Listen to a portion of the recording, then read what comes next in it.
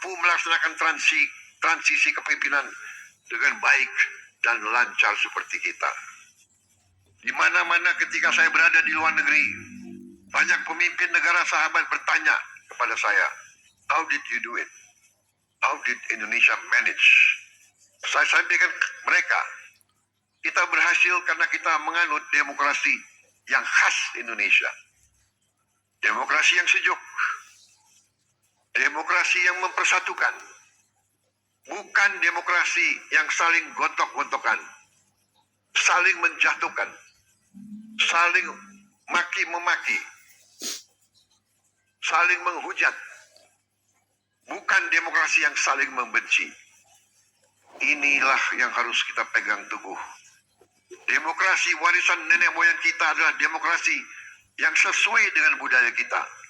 Budaya kekeluargaan, budaya gotong royong, budaya miko dhuwur mendem jero, budaya saling mengisi, budaya saling mendukung, budaya tepos liro, budaya menahan diri, budaya yang iso rumongso, bukan rumongso iso. Kita paham dan mengerti bahwa dalam suatu negara modern perlu ada pengawasan, perlu ada transparansi dalam menjalankan kekuasaan. Kita paham sejarah umat manusia. Jika ada kekuasaan yang tidak diawasi, maka kekuasaan akan menjadi korup. Kekuasaan yang absolut akan menjadi korup secara absolut. Kita paham bahwa korupsi adalah masalah besar di bangsa kita. Perilaku korupsi ada di setiap eselon birokrasi kita. Ada di setiap institusi dan organisasi pemerintahan. Perilaku korup ada di BUMN kita. Ada di BUMD kita. Ini bukan fakta yang harus kita tutup-tutupi. Setelah 299 hari saya memimpin pemerintahan eksekutif, saya semakin mengetahui berapa besar tantangan kita. Berapa besar penyelewengan yang ada di lingkungan pemerintahan kita. Hal ini tidak baik, tapi harus saya laporkan kepada para wakil-wakil rakyat Indonesia. Jangan menunggu, selamatkan tubuhmu.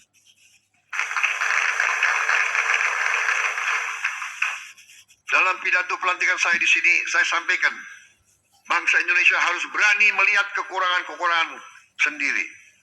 Harus berani melihat kesalahan-kesalahan kita sendiri.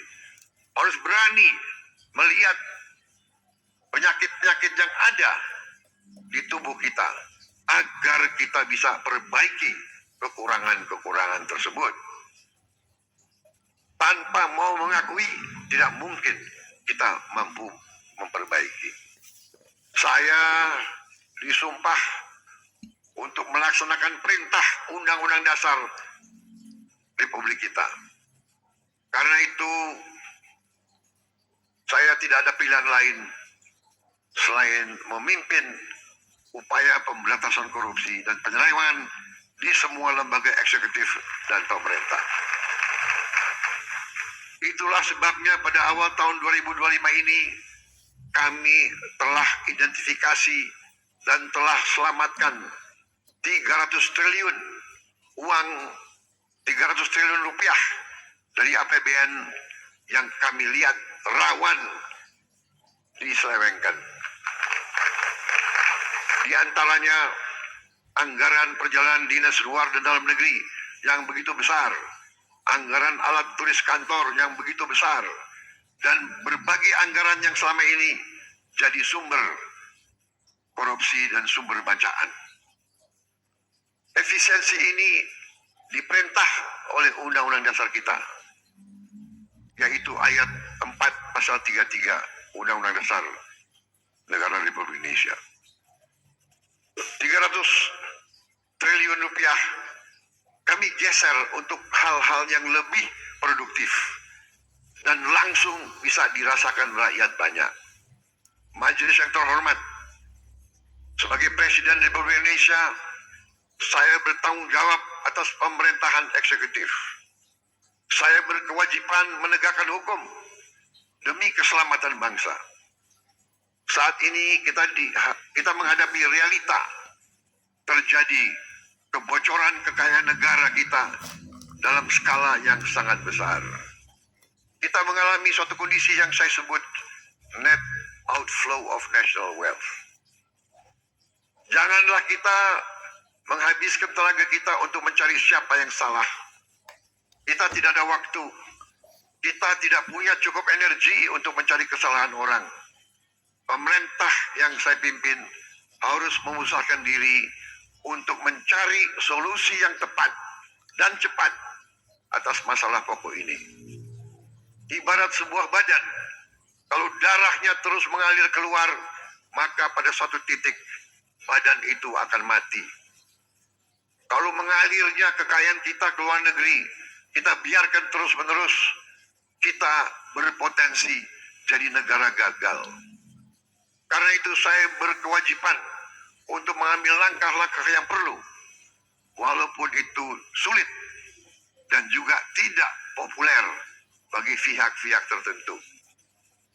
Saya harus mengambil langkah-langkah untuk menyelamatkan kekayaan negara agar bisa digunakan untuk kepentingan bangsa kita di hari ini dan di hari esok, untuk kepentingan generasi sekarang dan generasi mendatang.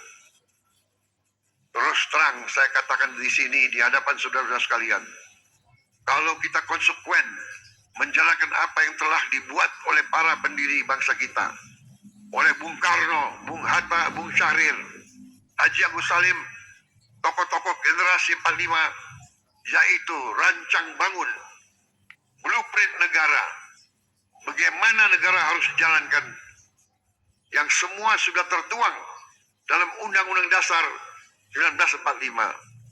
Saya yakin bangsa kita akan selamat.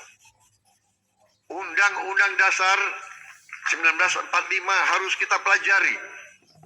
Undang-Undang Dasar 1945 janganlah menjadi mantra, janganlah menjadi slogan, hanya di bibir kita teriak-teriak terus. Undang-Undang Dasar 1945 adalah rancang bangun yang relevan, rancang bangun yang ampuh, rancang bangun yang nyata, dan rancang bangun yang operasional untuk kita gunakan. Saya melihat ada kecenderungan dari sebagian kaum elit Indonesia, sebagian orang-orang yang memandang dirinya paling pintar di Republik ini.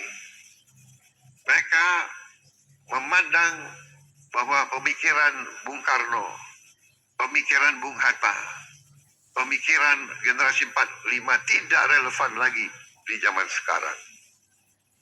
Sudah kuno, sudah lawas untuk menghadapi tantangan abad ke-21. Menurut hemat saya, pemikiran tersebut adalah keliru. Generasi 45, generasinya Bung Karno, Bung Hatta, Syahrir, semua tokoh-tokoh itu adalah generasi yang mengalami penjajahan. Mereka mengalami imperialisme. Mereka sadar dan mereka merasakan, melihat bahwa kekayaan Indonesia diangkut ratusan tahun keluar dari Nusantara ini. Karena itu mereka menyusun rancang bangun. Mereka buat dokumen yang tidak terlalu panjang, tapi sangat eksplisit menjelaskan bagaimana kita harus laksanakan ekonomi kita dan demokrasi kita. Saya berkeyakinan apabila kita jalankan rancang bangun yang sudah dibuat oleh para pendahulu kita, kita akan jadi negara yang kuat. Saudara-saudara sekalian, kekuatan suatu negara terletak bagaimana negara itu bisa menguasai dan mengelola kekayaan. Karena itu kita harus berani koreksi apabila kita telah mengambil langkah yang keliru. Sungguh aneh, negara dengan produksi kelapa sawit terbesar di dunia pernah mengalami kelangkaan minyak goreng. Ini aneh sekali, tidak masuk di akal sehat. Dan ternyata memang itu adalah permainan manipulasi yang tadi sudah disinggung oleh Ketua DPR yang saya beri nama Selakah Nomex.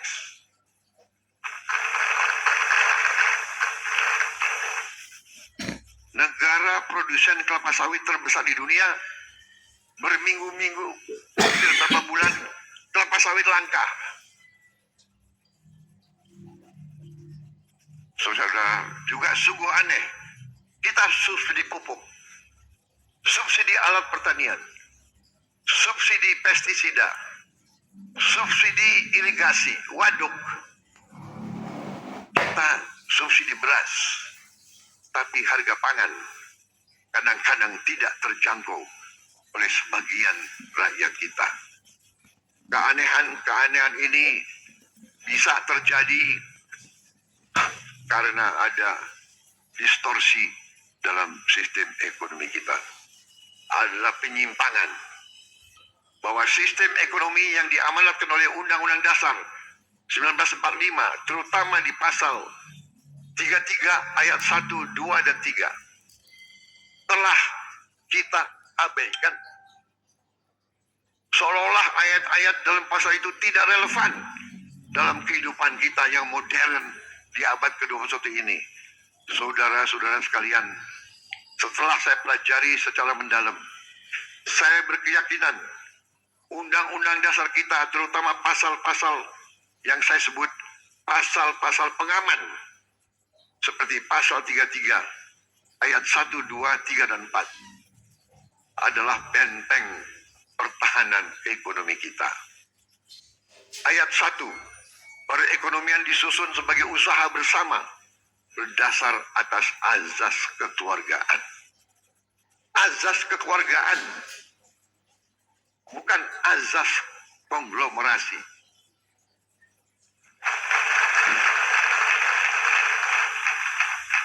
Cabang-cabang produksi yang penting bagi negara dan yang menguasai hajat hidup orang banyak dikuasai oleh negara. Saudara-saudara sekalian, saya ingin bertanya, apakah beras itu penting bagi negara atau tidak? Menguasai atau tidak hajat hidup orang banyak?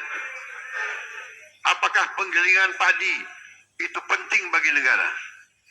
Apakah penggilingan padi itu hajat hidup orang banyak?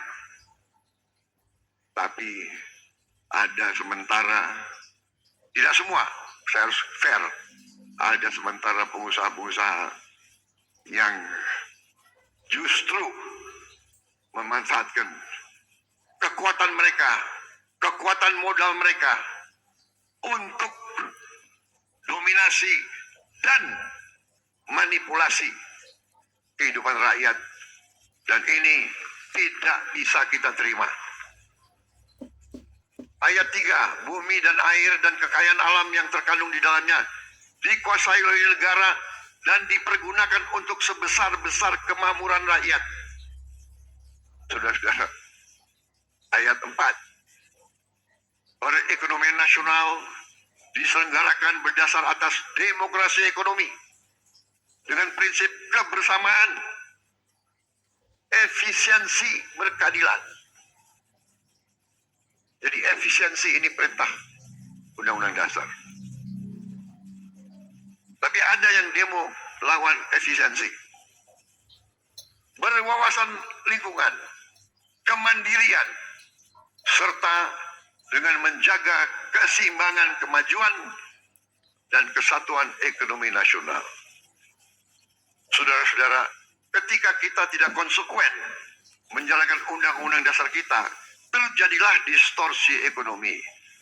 Terjadilah pemerataan ekonomi yang tidak cepat, di mana yang menikmati pertumbuhan ekonomi kita hanya segelintir orang saja. Terjadilah kondisi di mana pertumbuhan ekonomi rata-rata 5% selama 7 tahun terakhir tidak tercermin dalam kondisi nyata rakyat Indonesia.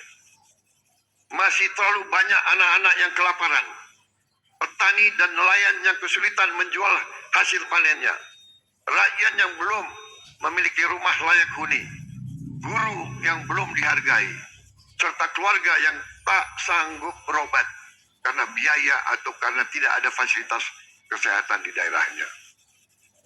Namun, ketika kita konsekuen menjalankan undang-undang dasar kita dalam 299 hari ini, alhamdulillah saya dapat melaporkan bahwa kita telah mencapai berbagai kemajuan yang cukup berarti.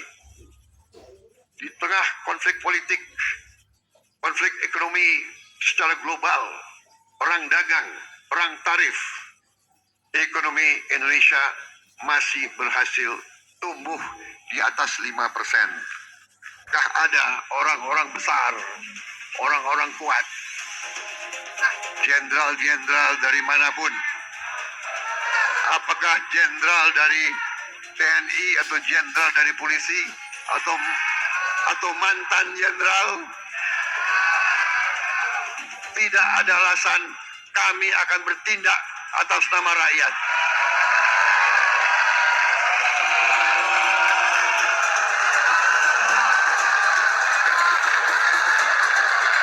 Dan sungguh aneh, negara dengan produksi kelapa sawit terbesar di dunia pernah mengalami kelangkaan minyak goreng. Ini aneh sekali.